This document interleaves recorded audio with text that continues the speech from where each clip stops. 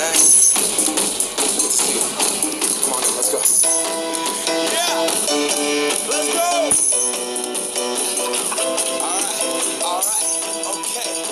Alright, okay. Hi everyone, it's your girl Sabrina Gilbert. Welcome to this week's episode of Sweet Spot Sexy Can't Talk. So I missed you guys last week. I was traveling in California and I just did not make it happen, which prompted me to think about what today's subject should be. The number one reason that a lot of people don't exercise is because they feel like they don't have the time. And so when time gets pressed and life is happening and things get altered, you might set out a good intention to work out, but as things change in your day, the first thing that you cross off your list that you could be like, oh, I don't have to do this, is your workout. So today I want to talk about how do we add time to our day so that workout doesn't have to become the thing that we sacrifice. So I'm going to give you my top 4. Number one, best practice. You want to add more hours to your day, get up earlier. I don't care if you're just waking up 45 minutes earlier so that you can do a 30-minute at-home workout. That is going to make a difference in your day, even if you're just doing it Monday through Friday. And it's going to make a difference in how you feel. It's going to make a difference in your energy levels and in the way you physically look. So just make that extra effort to do so. I'm not an early riser, so all my people who like to sleep in, I feel you. It is a struggle. But I get up earlier than I need to do my workout on most days. And on the days that I don't, the days when I hit that snooze button, those are the days, actually I don't really use alarm, but the days that I just kind of roll over and like, I don't have to get up. Those are the days typically that I find myself either missing my workout, having to do it later, or having to double up on a day because I skipped it. So number one thing I would say is just get up earlier, even if it's just a half an hour or 45 minutes. And you should make sure that you really think about what time that you need. Like I work out from home, I use home DVD programs, everybody knows that. So I don't have to include travel time. I include an extra 10 minutes so that I can brush my teeth and throw on my workout clothes and walk to the living room. And that's why I say 45 minutes, because my workouts are half-hour program, including my cool down. But if you have to drive to a gym and your gym is, I don't know, a 20-minute drive, but you need the car to warm up for 5 minutes, then you need to wake up an extra hour in advance. So you have the 5 minutes to warm it up, the 20-minute drive, the 5 minutes to get into the locker room and put your stuff down, and then your 30-minute workout. Whatever it is, make sure you account for it. Number 2, you have to cure this disease that you have to please. Most of us, just general human nature, we want to please the people that we interact with, and so we will take on things that we don't really have time for. You should never sacrifice your workout. Your workout is a commitment to yourself. It's your you time. And it's a commitment to your health. At the end of the day, you are no good to anybody in a hospital or in a casket. That's something my mother has been telling me since I was a little girl. So I'm going to help you cure your disease to please. When somebody comes to you, because people will, because they've always known you as the person they can count on. You've always been the person who could get things done. You're always the person who says yes. So they're going to come to you and ask for help, for favors, and can you do this and can you do that for me? And when they come, instead of letting your first response be yes, let this be your response.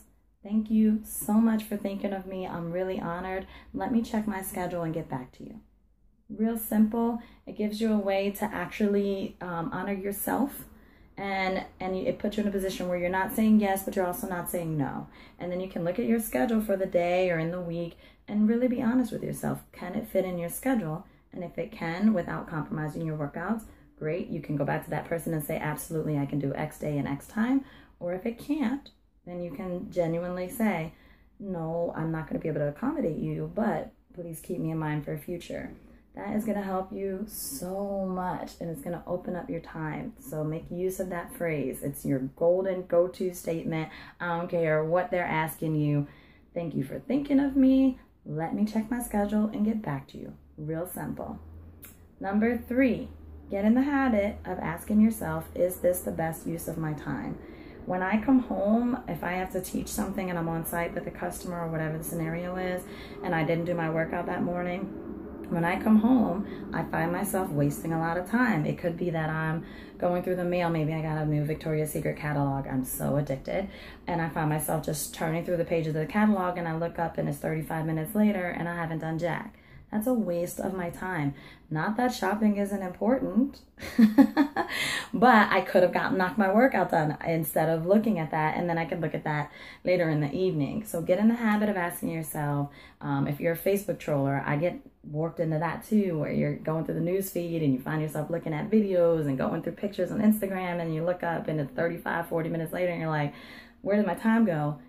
Ask yourself, get in the habit of asking yourself constantly, every 20 minutes, is this the best use of my time? And if the answer is no, and be honest with yourself, then you need to switch gears and stay on task. My last tip, the number 4 tip, which probably should have been the number 1 tip, is make a to-do list. You absolutely need that. The days that I actually make a to-do list and really time block my day and say, okay, these are the things I'm going to focus on in this hour of my day, or these are the things I'm going to focus on for these next couple of hours, I find that I get more things done, and I wind up having a lot more space in my day and in my calendar to do the things that I want to do, or for when life happens, I don't have to knock things around. So along that same line, when you're making your to-do list and blocking time to tackle those items, make sure you don't schedule things back to back. I'm a big person who does that. I'm just now learning time management. I've been working on this for the last 50 days. So it's something that I'm learning, and I've tried all kinds of things, believe me, but this has been the biggest help to me. When you make your schedule and you block your calendar, do not schedule things back to back. Make sure there's a 15 to 30 minute window between all of the things that you have to do in a day, because that makes room so when life happens and something pushes you past time or you go over time, there's space there. You don't have to be in a panic at all, and you know you're going to get everything done. This will ensure that you have more than enough time in your day, not only to cook your meals, but also to get your workouts in, and they won't be compromised. So those are my top 4. If you live by those things, it does take time to implement them into your day-to-day and practice. So you'll have to get on it and do it every day for a good 21 days straight, and really, hone in on yourself. Don't give yourself slack. Hone in yourself. Be tough on yourself. I know you can do it, but if you stick to these 4 things, I guarantee you will always have time for a workout. As a woman who is working a full-time job, I work a full-time 9 to 5 from home, who is building her own business also from home that I give a good 20 hours a week to, who still performs and travels and performs, if I can still find time to work out Monday through Friday every single week, I know you can do it. I don't care what's on your plate, and these 4 tools are going to help you make sure it happens. So I hope you find that helpful, and I will see you guys next week. Ciao. Oh, almost forgot. If you need daily tips, you know where to find me. Go to my Facebook like page if you're looking for daily fitness and health tips. Facebook like page is facebook.com/SweetSpotSexy. See you guys next week. Do it, you're doing it well.